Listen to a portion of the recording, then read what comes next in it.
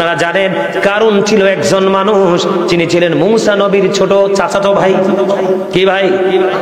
মূসা নবীর ভাই ছিলেন, সোজা কথা। তিনি ছিলেন বন্ধু গরিব। মূসা নবীর বোনের সাথে তার বিবাহ হলো।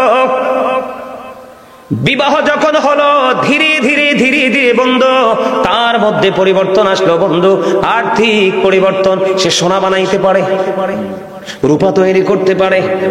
সোনা, রূপা, হীরা, মণিমুক্তা কোনো কিছু তার কাছে কি নাই, অভাব নাই, বাদ নাই।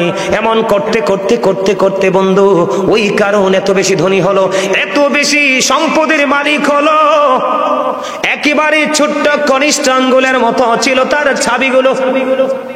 তার ধনভাণ্ডারের যে ছাবিগুলো ছিল বন্ধু, এই আপনার আমার কনিষ্ঠ আঙ্গুল, মানে কাইন্না আঙ্গুল কই আমরা, এই যে কনিষ্ঠ আঙ্গুলের মতো ছোট ছোট ছিল চাবিগুলো।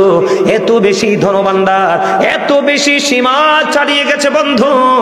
কারণ যখন ধন সম্পদ ছিল না, সেমনি ছিল গরিব, নম্র ছিল, ভদ্র ছিল, তার মধ্যে নমনীয়তার, ভদ্রতার কোনো কমতি ছিল না। যখন বিয়ে হলো, বিয়ে হওয়ার পরে যখন ধীরে ধীরে ধীরে ধীরে যখন সে দৌলত বাড়াতে থাকলো, দৌলত বাড়তে বাড়তে বাড়তে বাড়তে বন্ধু এত দূর পর্যন্ত গেল, দৌলতের সীমা বন্ধু হিসাব করার মতো কারো সৌভাগ্য হয় নাই। এত এত বেশি দৌলতের মালিক হলো। কিতাব প্রমাণ করেছে বন্ধু, কিতাব প্রমাণ করেছে তার এত বেশি দৌলত ছিল। ছোট্ট কনিষ্ঠ আঙ্গুলের মতো ছিল প্রত্যেকটা ধনভাণ্ডারের চাবি। 70টা উটের বন্ধু বোঝা ছিল শুধু তার ধনভাণ্ডারের চাবিগুলো। কয়টা? 70টা উটের বোঝা ছিল ওই কারণের ধনভাণ্ডারের চাবি বন্ধু। তা ছাবির পরিমাণ ছিল, আমাদের এখানে অনেক ধনভাণ্ডারের ছাবি কিন্তু বড় হয়। আপনারা জুয়েলার্সে গেছেন, জুয়েলারি গুলোতে দেখছেন? আমার শ্বশুরের কিন্তু বিশাল জুয়েলারি আছে, কুমিল্লা বিসমিল্লা জুয়েলার্স। নাম চিনেননি আপনারা? চিনেন? কুমিল্লার মধ্যে সবচেয়ে বড় জুয়েলারি বিজনেস ম্যান হচ্ছে আমার শ্বশুরের দাদার বংশধর লুতুবিয়া জুয়েলার্স। আপনারা মুরব্বীরা জানেন না? ওই হ্যাঁ, এইটাই লুতুবিয়া, আমার খলিলুর রহমান বিসমিল্লাহ তারা আপন ভাই। আমি দেখছি এত বড় বড় চাবি, কি বড় বড় না? এই অনেক বড় বড় চাবি, পৃথিবীর ধনভাণ্ডারের চাবি অনেক বড় বড়, খেয়াল করেন। কিন্তু কারণের চাবি ছিল বন্ধু ছোট, 70টা উটের বোঝা। যখন যখন তার মধ্যে ধন সম্পদ যখন বাড়তে লাগলো, তার মধ্যে বেয়াদবিও বাড়তে থাকলো, ফাইজলামি বাড়তে থাকলো, অন্যায় অপরাধ বন্ধু কোনো কিছুর মধ্যে তার কোনো দাড়ি কমা নাই, দাড়ি কমা নাই, দাড়ি কমা নাই। বেয়াদবি বাড়তে বাড়তে, অহংকার বাড়তে বাড়তে বন্ধু এমন কোন মন্দ কাজ নাই যে সে করছে না। এবার আল্লাহ রাব্বুল আলামিন মূসাকে ডাক দিয়ে বললেন, মূসা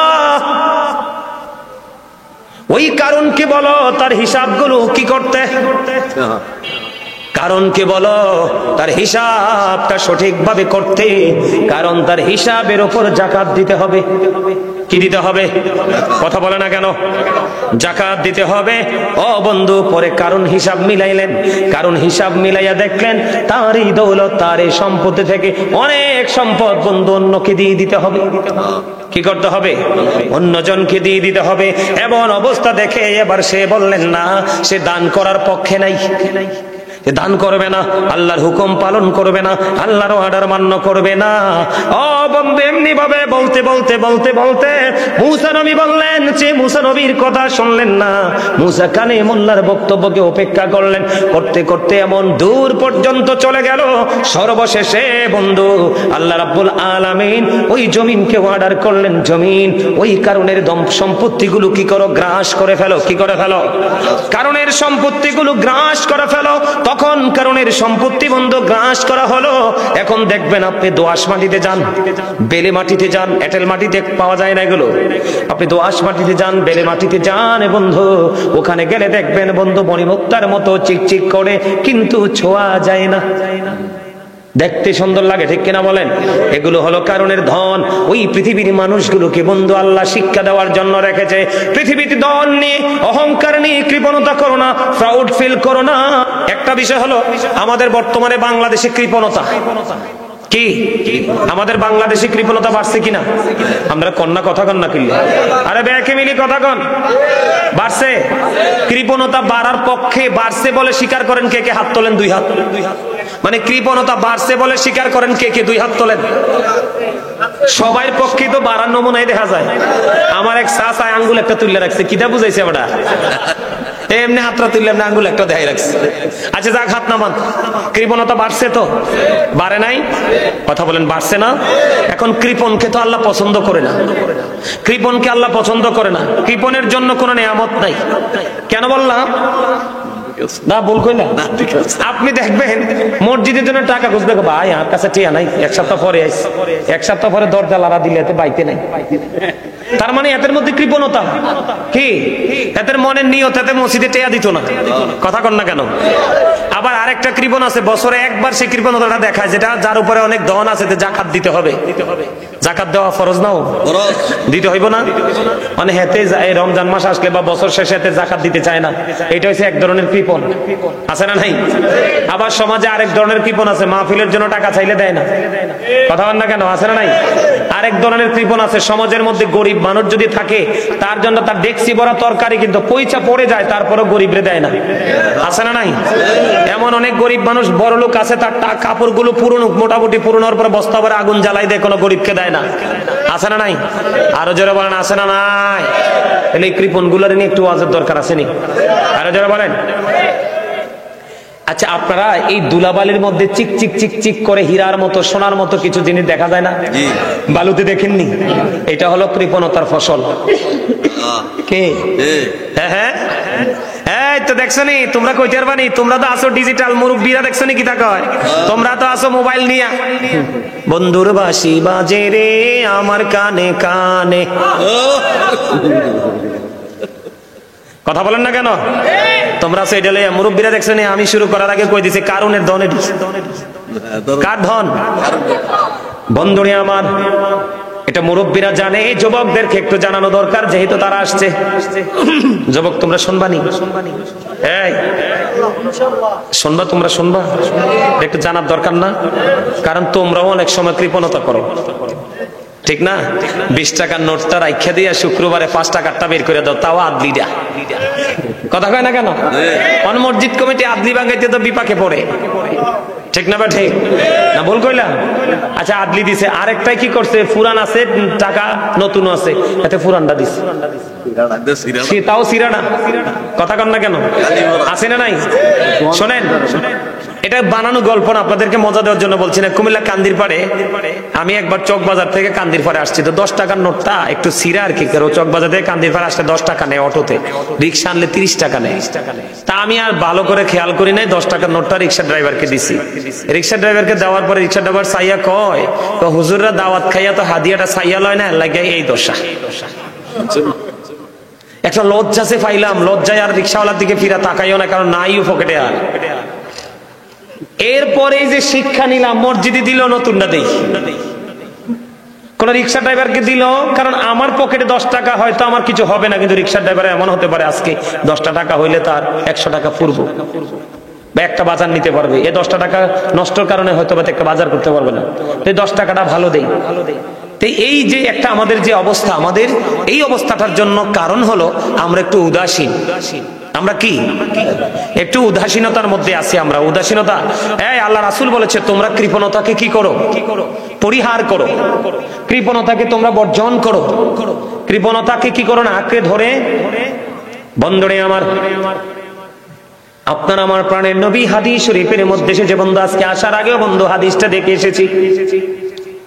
এটা গুরুত্বপূর্ণ ওয়াজ, তার কারণ কৃপণের নামাজ, রোজা, হজ, যাকাত, দান, সাদকা, কৃপণের কোন আমল বন্ধু আল্লাহর দরবারে কবুল হয় না। এই জন্য এই আলোচনাটা বন্ধু আগে আপনাদের দরকার শোনা। আপনারা কি বিরক্ত হচ্ছেন? বিরক্ত হচ্ছেন? বিরক্ত হইলে শেষ করে দিব। আমার আলোচনা কিন্তু এমনিতে অনেক সময় হয়ে গেছে, আরো আমি 2 ঘন্টা না, আমার কোনো টাইম নেই। আমি ওয়াজ কিন্তু প্রতিদিন একটা করি, আমি চাইলে 4টা 5টা করতে পারি, কিন্তু আমি 4টা 5টা করি না প্রোগ্রাম, একটা করি। কারণ আমার টার্গেট হলো যেখানে যাব ওখানে মানুষগুলোকে বিভিন্ন অ্যাঙ্গেল থেকে তথ্য দিব, কারো না কারো মধ্যে হেদায়েতের একটা প্রভাব আসতে, ঠিক কিনা বলেন?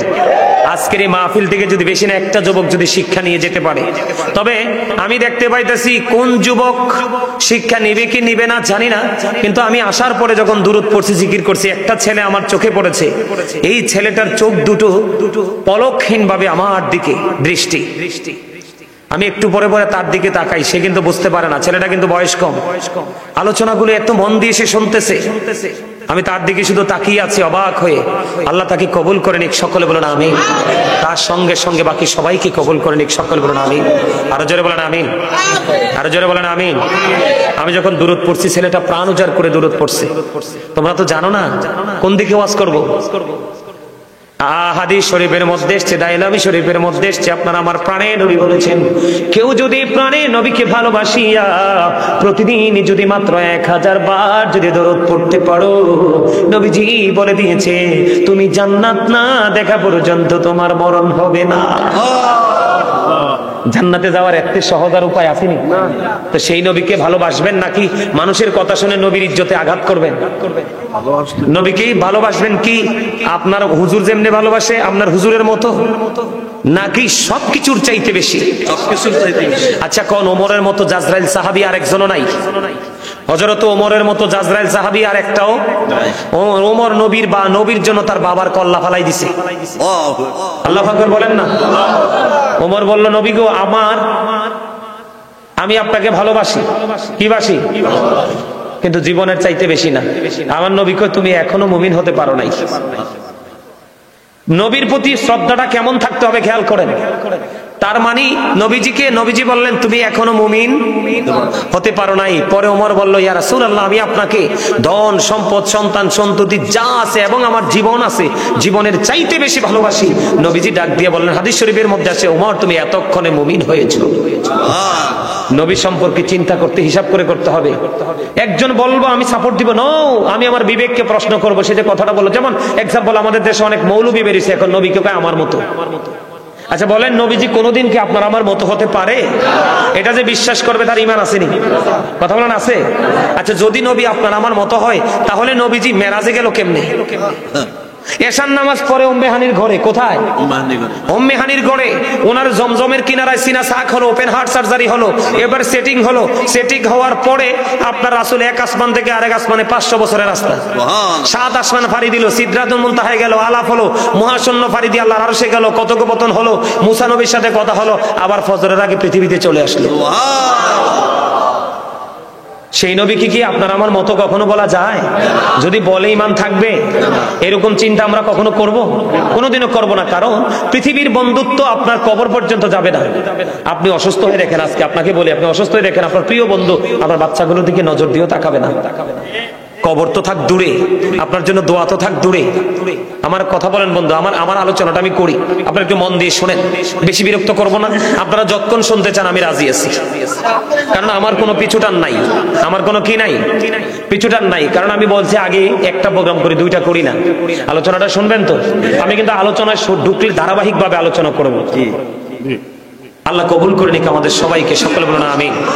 বন্ধুরে আমার, কৃপণ মানুষ যাদের মধ্যে বন্ধু কৃপণতা বিকট ভাবে ধারণ করেছে, স্থান নিয়েছে, আপনার আমার প্রাণে নবী জানিয়ে দিয়েছেন বন্ধু, কৃপণের দান সদকা নামাজ রোজা ইবাদত বন্দিগি কোনো কিছু কবুল হয় না। কারণ আমার আল্লাহ কৃপণ নয়, এই জন্য আমার নবী কৃপণ নয়, এই জন্য আল্লাহ রাব্বুল আলামিন কৃপণতাকে কখনোই পছন্দ করে না। বন্ধুরে আমার দিকে তাকান, আপনার হৃদয়ে উজাড় করে শুনতে হবে বন্ধু। আপনাদেরকে বলছি কৃপণতাকে পরিহার করতে হবে। কি করতে হবে? আল্লাহর হাবিব বলেছেন, যখন তোমরা দাও 2 হাত ভরে দাও, ছড়িয়ে দাও, ছিটিয়ে দাও, কৃপণতা করো না। ইয়া রাসূলুল্লাহ, ইয়া হাবিবাল্লাহ, নবী গো, আমি ছড়িয়ে দিব, আমি ছিটিয়ে দিব, হৃদয় উজাড় করে মানুষকে দিব, মসজিদের জন্য দিব, মাদ্রাসার জন্য দিব, এতিমদেরকে দিব, রাস্তার উন্নয়নের জন্য দিব, জনগণের কল্যাণমূলক কাজে আমি দিব, হৃদয় উজাড় করে। আমার নবীজি একটা ডাক দিয়ে বললে, পৃথিবীর বুকে যখন তুমি উদার চিত্তে যখন তুমি দান করতে থাকবে, থাকবে। এটা মসজিদে হোক, মাদ্রাসায় হোক, মাহফিলে হোক, কোনো এতিম অসহায়ের বিয়েতে হোক, কারো অপারেশনে হোক। যেমন বন্ধু আমার একটা ফাউন্ডেশন আছে, গাজী ফাউন্ডেশন, এটার চেয়ারম্যান আমি। এই বন্যার্থদেরকে আমি বন্ধু নগদ টাকা দিয়েছি, অনেক বন্ধু খাবার দিয়েছি, অনেক কিছু করেছি। ও বন্ধু, এইরকম ভাবে আপনি যখন উদার চিত্তে, যখন আপনি কৃপণতাকে উপেক্ষা করে যখন দান করতে থাকবেন, আমার নবী বলেছে নারী হোক বা পুরুষ হোক, বৃদ্ধ হোক বা বৃদ্ধা হোক, যুবক হোক বা যুবতী হোক, আপনার আমার প্রাণী নবী জানিয়ে দিয়েছেন তোমার যখন আমার প্রয়োজন হবে, কি হবে?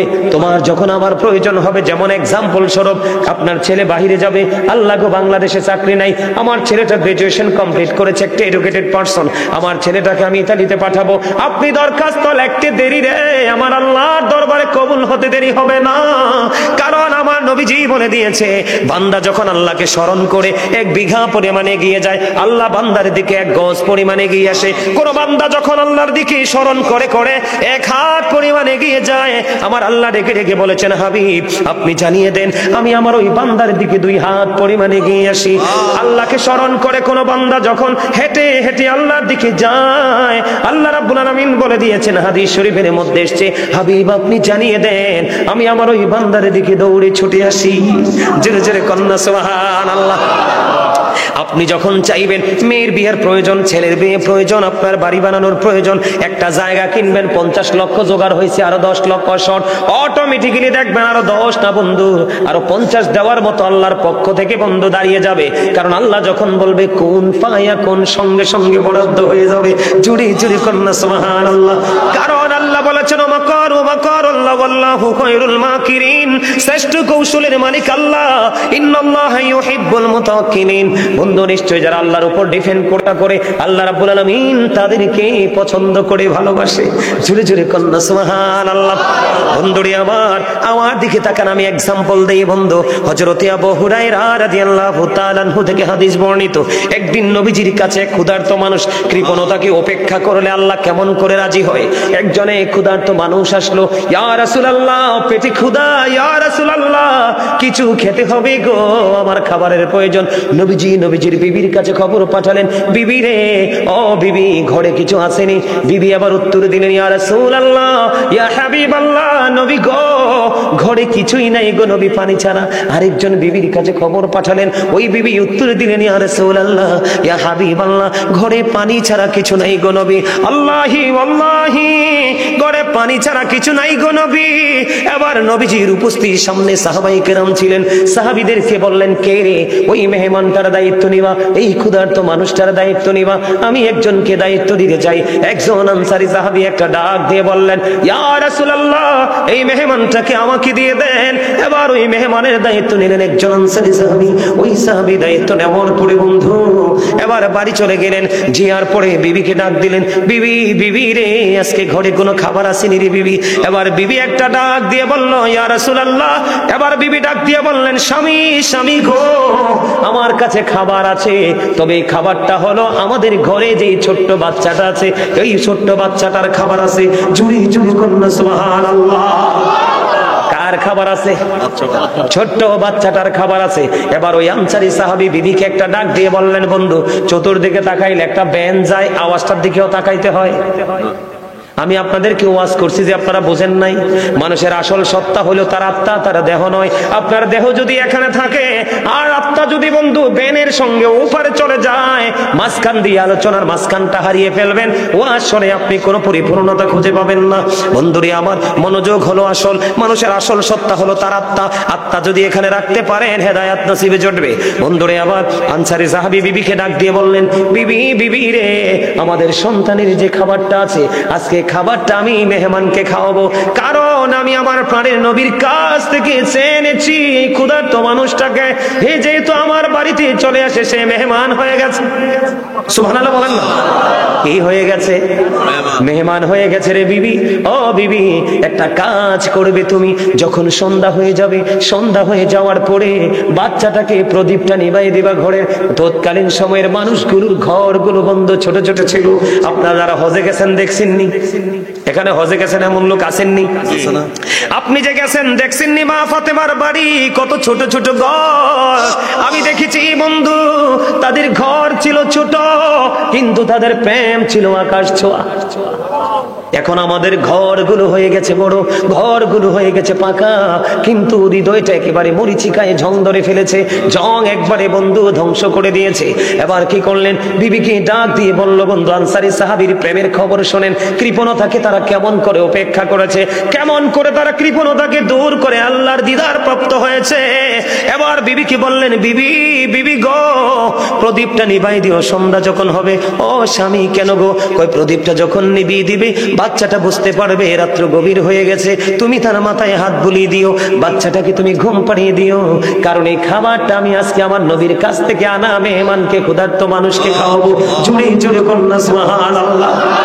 বন্ধুরে আমার, এবার বিবি কি করলেন? প্রদীপটা নিভিয়ে দিলেন, বাচ্চাটাকে বন্ধু ওই মেহমানকে বাচ্চার খাবারটা খাওয়াই দিলেন। ওই বাচ্চাটা পেটের খিদায় বন্ধু ঘুমিয়ে গেল। তারা আল্লাহর দিদার কেমন করে চেয়েছে, নবীজির কথাকে তারা কেমন করে মূল্যায়ন করেছে। আমরা সবাই নবীর উম্মত দাবি করি, আল্লাহর বান্দা দাবি করি, কিন্তু আমরা পরিপূর্ণ পথভ্রষ্টতার মধ্যে আছি বন্ধু। এবার কি করলো? মেহমানকে খাবারটা খাইয়ে দিল, রাত্র ফুরিয়ে গেল। সকাল যখন হলো, এবার ওই আনসারী সাহাবী নবীজির দিকে আসতেছে, নবীজির দিকে আসতেছে, হুজরার দিকে হেঁটে হেঁটে আসে। নবীজি ওই সাহাবীর চেহারা দেখে নবীজি মুস্কি মুস্কি হাসে। এবার ওই সাহাবী কাছে চলে আসলেন, ইয়া রাসূলুল্লাহ, ইয়া হাবিবাল্লাহ, নবী গো, এত মিষ্টি হাসি, এত মুস্কি হাসি আপনার নুরানি চেহারায় ফুটে ওঠার কারণ কি? আমার নবীজি এবার একটা ডাক দিয়ে বললেন, ওই মুস্কি হাসি দেওয়ার কারণ হলো গত রজনীতে তুমি, তোমার যে মেহমান ছিল, তুমি যে আমার কাছ থেকে মেহমান চেয়ে নিয়েছো, ওই মেহমানের সাথে তুমি যে আচরণ করেছো, এই আচরণে আমার আল্লাহ খুশি হয়ে গেছে। এই খবর আমি নবী জানতে পেরেছি, এই জন্য তোমাকে দেখে আমি মিষ্টি হাসিছি। জোরে জোরে কন্যা সুবহানাল্লাহ। কারণ কি জানেন? সে বন্ধু লোক দেখানোর জন্য করে নাই। সে যে খাবারটা খাওয়াইছে মূলত লোক দেখানোর জন্য করেনি। ও বন্ধু, নবীজি বলেছে সে আপন করে নিয়েছে মালিককে রাজি করার জন্য। আজকে ঠিক তেমনি ভাবে যদি আমরা মসজিদে দান করার ক্ষেত্রে, মাদ্রাসায় দান করার ক্ষেত্রে, মাহফিলে দান করার ক্ষেত্রে, জন উন্নয়নমূলক কল্যাণমূলক কাজে দান করার ক্ষেত্রে আগে যদি ভাবতাম, আল্লাহ তুমি আমাকে তোমার প্রিয় দানশীল বান্দাদের অন্তর্ভুক্ত করে নিও, কৃপণতা দূর হয়ে যেত। দান করার ক্ষেত্রে মানসিকতা অনেক বেশি ডেভেলপ হয়ে যেত। জুড়ে জুড়ে কোন ঠিক নবে ঠিক? বন্ধুরে আমার, আপনি কৃপণতা করে কি করলেন? কাপড়গুলোকে ফুরিয়ে দিলেন, কোন এতিমকে দিলেন না, কোন গরিবকে দিলেন না। যিনি কৃপণতাকে উপেক্ষা করে, কৃপণতাকে বর্জন করে, যিনি একজন দুস্থ অসহায় মানুষকে বন্ধু একটা বস্ত্র দিয়েছে, একটা শার্ট, একটা গেঞ্জি, একটা লুঙ্গি, একটা পায়জামা, এবার যেই ধরনের পোশাকই হোক না কেন, নবীজি বলে দিয়েছেন তুমি যাকে পোশাকটা দিয়েছ সে খুশি হয়ে সেটাকে গ্রহণ করেছে। এই গ্রহণ করে যতদিন পর্যন্ত পরিধান করলো, ততদিন পর্যন্ত আল্লাহর খাস রহমত তোমার উপরে থাকবে। যিনি দাতা ওনার উপরে। জোরে জোরে বলেন না সুবহানাল্লাহ। আর জোরে বলেন না সুবহানাল্লাহ।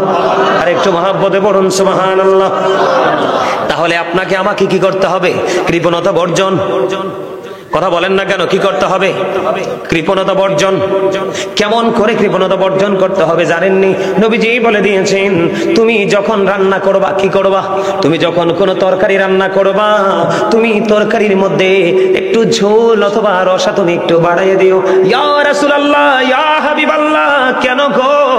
আমার নবীজি বললেন, তুমি যখন তরকারিটা রান্না করবা, ঝোল একটু তুমি বাড়িয়ে দিও। তুমি কি করবে? ঝোল একটু বাড়িয়ে দিবে, তার কারণ হলো তুমি ঝোল একটু বাড়াইয়া দেবা। তোমার পাশের ঘরের মানুষটা আজকে গরিব, আজকে ইনকাম করতে পারে না, এই পুরুষ লোকটা, বাচ্চা আছে অথবা ঘরে মুরব্বি আছে, তুমি যেন এক পেয়ালা তার ঘরে পাঠিয়ে দিতে পারো। চলি চলি কন্যা সুবহানাল্লাহ। বন্ধুরে আমার, এখন আপনি খাওয়াইলে লাভটা হবে কি?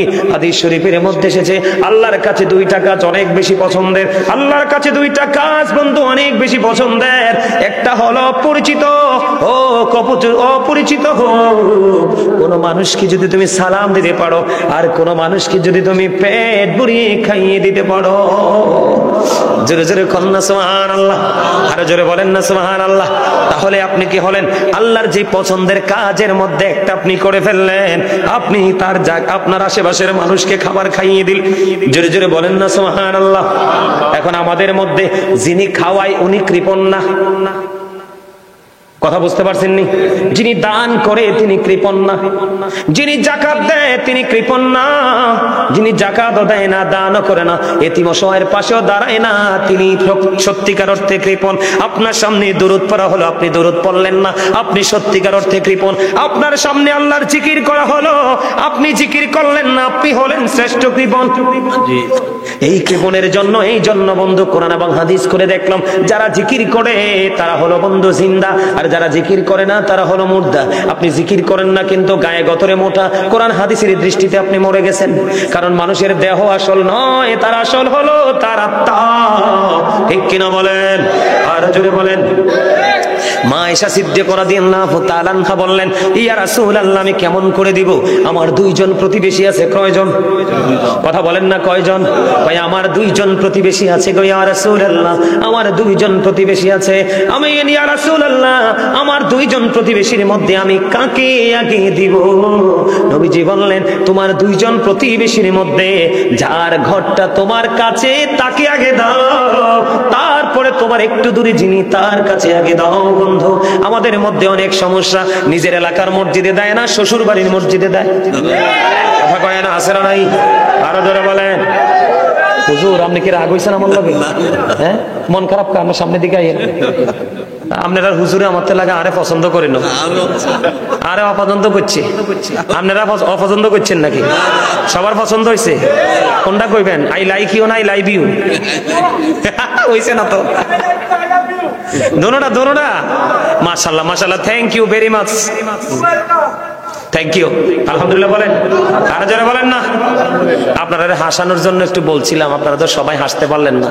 ওরে বাপ রে বাপ, এনে দুই একজন দেখি কি মোটা হইয়া বইছে। মনে রাখবেন, যে বেশি মোটা ওটা যে কোনো মুহূর্তে হার্ট অ্যাটাক করে মারা যাবে। ওমা, আরে স্বাস্থ্য ভাই তুই হাসিস কিল্লাই, হেসা কথা কইছি তো। যেই মানুষটা একটু মানে গম্ভীর ভাব, এটা আমার কথা না, গম্ভীরতা মানুষের হার্টকে দিন দিন দুর্বল করে ফেলে। কি করে? এটা আমার নবীর কথা। গম্ভীরতা মানুষের কি করে? হার্টকে দুর্বল করে ফেলে, উইক করে ফেলে, যে কোনো মুহূর্তে হার্ট অ্যাটাক করে মারা যায়। নবীজি মানুষ সুস্থ থাকার জন্য যে অপশনগুলো দিছে, এর মধ্যে একটা অপশন হলো হাসি খুশি জীবন। তুমি তবে বেশি হাসা যাবে না। আমার নবীজি এটাও বলেছে, অনেক বেশি যারা হাসে তাদের কাল মরে যায়। অনেক বেশি যারা হাসে তাদের হৃদয় কি হয়ে যায়? মরে যায়। অনেক বেশি হাসা যাবে না। যখন হাসার প্রয়োজন হাসবেন, যখন কান্নার প্রয়োজন কাঁদবেন। তবে মুমিন পৃথিবীতে হাসবি খুবই অল্প, কাঁদবি অনেক বেশি। মুমিন পৃথিবীতে খাবি খুবই কম। ঠিক কিনা বলেন? মোটা দাদা পশুর জন্য পাগল হবে না, কারণ হিসাবটা যে কত কড়াকড়ি হবে। বন্ধুরে আমার, আমার দিকে তাকান, আমি কি বলতে চাই? আমাদের বাংলাদেশে আসেনি সভাপতি সাহেব? কি নিজের বাড়ির মসজিদের সভাপতির লগে সম্পর্ক ভালো না? সভাপতির লগে ভালো না হইলে তোমার সমস্যা কি? মসজিদ তো সভাপতির না, মসজিদ হলো স্বয়ং আল্লাহ। ঠিক কিনা বলে? সিস্টেম দেখেন, কৃপণতাকে উপেক্ষা করো, নিজের কাছের মানুষকে আপন করে নাও। মা আয়েশা বললেন, ইয়া রাসূলুল্লাহ, আমার দুইজন প্রতিবেশী আমার খুব কাছে, আমি কাকে আগে দিব বলে দেন। আমার নবী বললেন, যিনি তোমার খুবই কাছে তুমি তাকে আগে দাও। সুবহানাল্লাহ বলেন না? আরে জোরে যাইবেন, যান। বুঝতে পারছি, যান। আলহামদুলিল্লাহ বলেন। এবার আসেন, মজার একটা হাদিস শরীফ শোনাই বন্ধু। কৃপণতা থেকে উপেক্ষা করতে পারলে বরকত কেমন করে হবে? আমার নবীজি বলেছেন, বন্ধু, দুইজনের খাবার দিয়ে চারজনকে খাওয়ানো যায়, তিনজনের খাবার দিয়ে 6 জনকে খাওয়ানো যায়। আপনারা তো টেনশন করার দরকার কি? আপনি আল্লাহর উপর ভরসা করে শুরু করেন। কার উপর ভরসা করে? আল্লাহর উপর ভরসা করে শুরু করেন। আপনি যদি কৃপণতাকে উপেক্ষা করতে পারেন, আমার নবীজির জীবনে কৃপণতা বলে কোনো শব্দ ছিল না। আমার দিকে তাকান বন্ধু, আমি দুইটা হাদিস বলবো, এরপরে কৃপণদের বন্ধু ভয়ঙ্কর পরিণতির খবর আমি একটু জানাবো, আপনারা সবাই জানবেন তো। আমি আপনাদেরকে বলি বন্ধু, খন্দকের যুদ্ধের সময় হাদিস শরীফের মধ্যে এসেছে, হযরতে জাবের আপনার আমার প্রাণে নবীকে এসে ডেকে বললেন, ইয়া রাসূলুল্লাহ, যুবক আমি তোমাদেরকে বলি, তোমরা হৃদয় খুলে শোনো, তোমরা যখন জানবে তোমাদের নেক্সট জেনারেশনকে তোমরা বলতে পারবে, উৎসাহিত করতে পারবে, এই সম্পর্কে তোমরা বুঝাতে পারবে। খন্দকের যুদ্ধের সময় এবার হযরতে জাবের চলে আসলেন, ইয়া রাসূলুল্লাহ আপনি কিছু মুহাজির কিছু আনসার নিয়ে আমার বাড়িতে আসেন, কিছু খাবারের আয়োজন করা হলো, খেয়াল করবেন আপনারা। জাবের বলতেছে কিছু, মুষ্টিময় কিছু। এবার জাবের যখন দাওয়াত দিলেন, অল্প কিছু মুহাজির অল্প কিছু আনসার নিয়ে চলে আসেন। আমার নবীজি জাবেরের পক্ষ থেকে দাওয়াত পাওয়ার পরে এবার আপনার আমার প্রাণে নবী একটা ডাক দিয়ে বললেন, ও সকল মুহাজির আনসার চলো, সবাই চলো, জাবের আমাদেরকে দাওয়াত দিয়েছে। জাবেরের দাওয়াতের মধ্যে কিন্তু লিমিট আছে। কি আছে? একটা লিমিটেশন আছে কিছু। কিন্তু নবীজি সকল মুহাজির আনসারদেরকে ডেকে ডেকে শুরু করলেন, চলো সবাই চলো, জাবের দাওয়াত দিয়েছে। সবাই মিলে বন্ধু জাবেরের বাড়ির দিকে রওনা হলো। জাবের কিন্তু শুনতে পেয়েছে ওই যে নবীজি সবাইকে ডাক দিলেন। এবার হযরত জাবের দৌড়ে চলে গেলেন, যাইয়া ডেকে ডেকে বলতেছেন, বিবি বিবি রে, তুমি তো বলেছো অল্প কিছু মুহাজির আনসার নিয়ে আসার জন্য, আমার নবী তো সবাইকে নিয়ে আসতেছে। ও বন্ধু, মুহাজির আনসারের সংখ্যা হলো 1000। জোরে কন্যা সুবহানাল্লাহ। কত হাজার? আরো জোরে কত হাজার? 1000 মুহাজির আনসার। এবার বন্ধু নবীজি চলে গেলেন ওই বাড়িতে। বাড়িতে যাওয়ার পরে বন্ধু এবার ওই জাবেরকে ডাক দিয়ে বললেন, জাবের, ওই যে আটার যে রুটির খামিরটা করেছো, আমরা রুটির খামির বানানো আমাদের মা চাচিরা কথা বলে না, আমরা বাংলাদেশে বলি কাই কাই, রুটির কাই করছে, এটাকে খামির বলা হয়। কি বলা হয়? আমার নবীজি একটা ডাক দিয়ে বললেন, যে খামিরটা আমার কাছে নিয়ে এসো। এবার কিন্তু ঢাকনা সরানো যাবে না, ঢাকনা সরাইও না। এবার কি করলেন, রুটির খামির বন্ধু ঢাকনা সহ নিয়ে আসলেন। আসার পরে নবীজির ওই পবিত্র মুখ মোবারক থেকে একটা থুতু মোবারক মিশাই দিলেন। সুবহানাল্লাহ বলেন না? আরো জোরে। আপনি আমি থুতু তো থাক দূরের কথা, হাতের হাইটা পানি পড়লে তো কেউ খাবে না। তাইলে নবী আমার মতনই কোনোভাবে কথা বলেন না কেন? নবী কি কখনো আমার মতো বলা যায়? বললে ইমান থাকবে নি।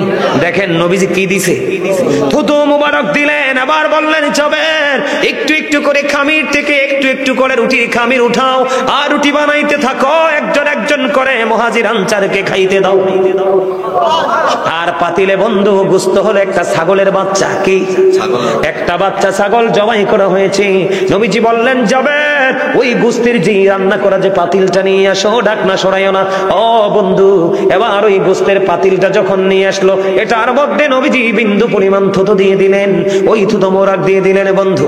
এবার গোশত দিতেছে, রুটি বানাইতেছে, খাইতে খাইতে খাইতে খাইতে 1000 মুহাজির আনসারের খাওয়া শেষ হয়ে গেল বন্ধু। গোশত যেমন তেমনই রয়ে গেল, রুটির খামির যেমন তেমনই রয়ে গেল। মনে হয় যেন কেউ এখান থেকে খাবারই খায় নাই। জোরে জোরে কন্যা সুবহানাল্লাহ। সবচেয়ে বড় মজার খবর হলো, সবচেয়ে বড় মজার খবর হলো 1000 মুহাজির আনসার খেয়েছে বন্ধু মাত্র 3.5 সের আটার। জোরে কন্যা সুবহানাল্লাহ। খামিরটা কত কত সের? 3.5 সের। মাত্র 3.5 সের বন্ধু আটার খামির, জবের খামির যেটাই বলেন। আপনার আমার পক্ষে সম্ভব নেই, কিন্তু হ্যাঁ সম্ভব হবে। আবার কেমনে? ওই আল্লাহর উপর ভরসা করে নবীজির এই হাদিস এটা আগে ফলো করে যখন আপনি চর্চা করবেন, দেখেন এই চান্দিনা থানগাঁও গ্রামের কারো ঘরে যদি বরকত না থাকে আপনার ঘরে ঢুকবে, কিন্তু শুরুটা করতে হবে বিসমিল্লাহ বলে। আমি আজকে আপনাদেরকে বলে দিই, খাবার খাওয়ার আগে, প্রত্যেকটা ভালো কাজ করার আগে, বিশেষ করে খাবার খাওয়ার আগে বিসমিল্লাহ বলবেন। যদি বিসমিল্লাহ ছাড়া কেউ খাবার শুরু করে, যতক্ষণ পর্যন্ত আল্লাহর বান্দা খাবার খায়, হাদিস শরীফের মধ্যে আছে, ততক্ষণ পর্যন্ত শয়তানও তার সঙ্গে খাবার খায়। নাউজুবিল্লাহ বলেন না? আমাদের কি সেই চর্চা আসেনি? আমাদের কি সেই শিক্ষা আসেনি? এখন দেখছেন নি কথা বলেন, বরকত হইছিনি? কথা বলেন না কেন? নবীজির মধ্যে কোনো কৃপণতা ছিল? জাবেরের মধ্যে কোনো কৃপণতা ছিল? জাবেরের বিবি একজন নারী বলতেছে, নবী নিয়ে আসো, কোনো টেনশন নাই, কারণ আমার নবী তো রাহমাতাল লিল আলামিন। জোরে জোরে বলুন না সুবহানাল্লাহ। এবার আসেন বন্ধু, আরেকটা মজার হাদিস। হযরতে আবু হুরায়রা হাদিস বর্ণনাকারী একজন রাবীদের মধ্যে একজন বিশিষ্ট রাবী। হযরতে আবু হুরায়রার একদিন পেটের খিদায় বন্ধু তিনি অস্থির। এখন তিনি কি করবেন? পেটের খিদায় তিনি অস্থির হয়ে গেলেন। আবু হুরায়রা একটা পর্যায়ে বন্ধু রাস্তায় নেমে আসলো। কোথায়? রাস্তায় নেমে আসলো। আবু হুরায়রাকে দেখে আপনার আমার প্রাণের নবী দেখে একটা মুস্কি হাসি দিলেন। সুবহানাল্লাহ বলেন না? একটা মুস্কি হাসি দিয়ে বললেন, আবু হুরায়রা চলো আমার নবীর সঙ্গে। আবু হুরায়রা চলতে শুরু করলেন। নবীজি ওনার গন্তব্যে চলে গেলেন। গিয়ে একটা ডাক দিয়ে বললেন, বিবি ঘরে কোনো খাবার আসেনি? এবার নবীজির বিবি উত্তর দিলেন, ইয়া রাসূলুল্লাহ, ইয়া হাবিবাল্লাহ, নবী গো, ও নবী, ঘরে একটা পেয়ালা দুধ এসেছে হাদিয়া হিসাবে। কয় পেয়ালা দুধ? এক পেয়ালা। আমি আপনাদেরকে বুঝাই, এক্সাম্পল আছে। এটা ধরেন এটা একটা পেয়ালা। কি এক পেয়ালা দুধ কয়জন খাইতে পারবো? এই দাদাই কইতেছে একজনে খাইলে। ও দাদা দারুণ উত্তর দিছে। এখনকার মানুষের মধ্যে এরকম এক পেয়ালা না কয়েক পেয়ালা খাইতে পারবো, কারণ এরা তো বিসমিল্লাহ কইয়া খায় না। এরা টান যখন দিবে দুধ পান করার জন্য, অর্ধেক যাবে তাদের পেটে আর অর্ধেক যাবে শয়তানের পেটে। এটা হাদিস শরীফ বন্ধু। দেখেন, নবীজির কথা যদি মানতে পারেন, কৃপণতাকে যদি উপেক্ষা করতে পারেন, হৃদয়ের উদারতাকে যদি বৃদ্ধি করতে পারেন, মনটাকে যদি বন্ধু কৃপণতার দেয়ালটাকে ভেঙে চুড়ে বন্ধু প্রেমের দেয়াল যদি হৃদয়ে তৈরি করতে পারেন। এবার আবু হুরায়রার তো পেটে খিদা, সহ্য করতে পারে না। একটা পর্যায়ে রাস্তার মধ্যে নেমে আসছে। নবীজি বললেন, চলো চলো চলো রে চলো। এবার চলে গেলেন। নবীজিকে যখন উত্তর দিলেন, ইয়া রাসূলুল্লাহ, একটা পেয়ালা দুধ আছে। এবার নবীজি একটা ডাক দিয়ে বললেন, হে আবু হুরায়রা, জলদি করে চলে যাও, সুফফাবাসীদেরকে ডেকে নিয়ে আসো। জোরে কন্না আল্লাহু আকবার।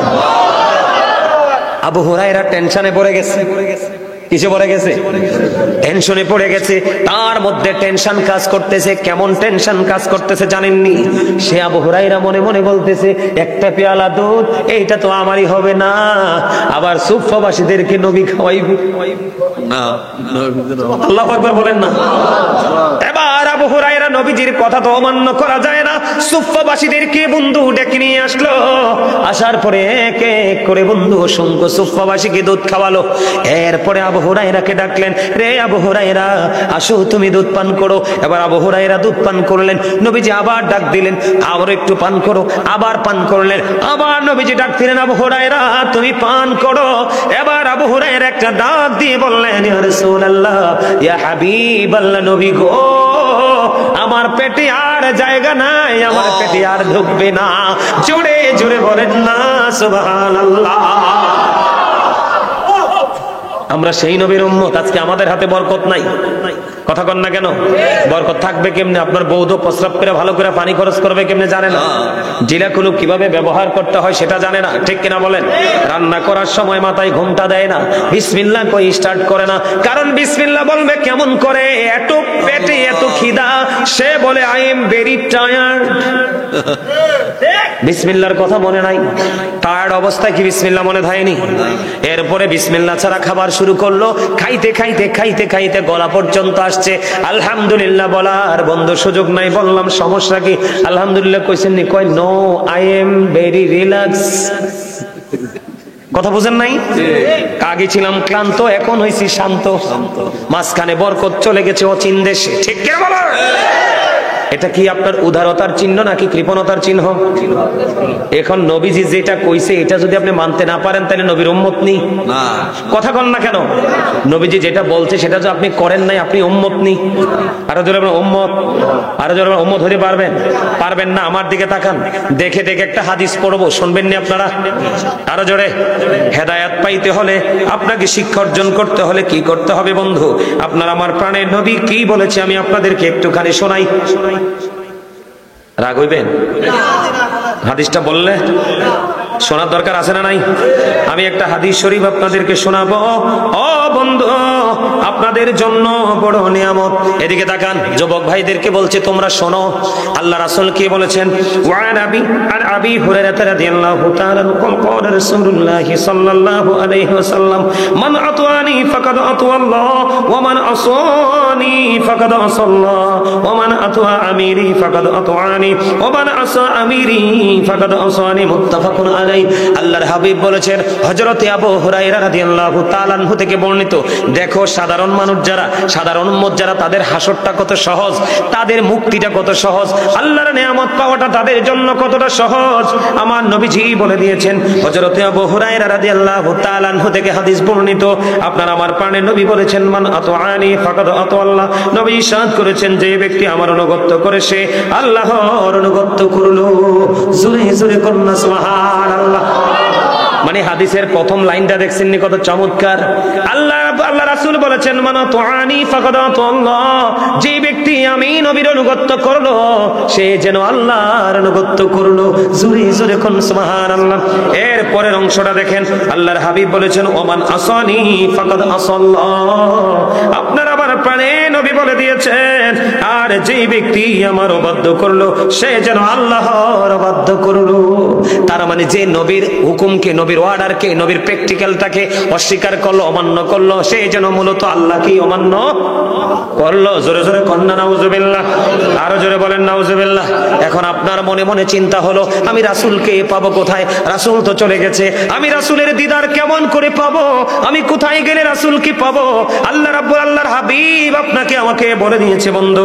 এবার আমার দিকে তাকান, আল্লাহর হাবিব বলেছেন ওমান আতওয়া আমিরি ফাকাদ আতওয়ানি। আল্লাহ রাসূল বলেছেন, যে আমার আমিরের অনুগত করলো সে আমার অনুগত করলো। জোরে জোরে কন্যা সুবহানাল্লাহ। এরপরে রাসূল বলেছেন ওমান আসানি ওমান আসা আমিরি ফাকাদ আসানি, যে ব্যক্তি আমার আমিরের অবাধ্য করলো সে যেন আমি নবীর অবাধ্য করলো। জোরে জোরে কন্যা নাউজুবিল্লাহ।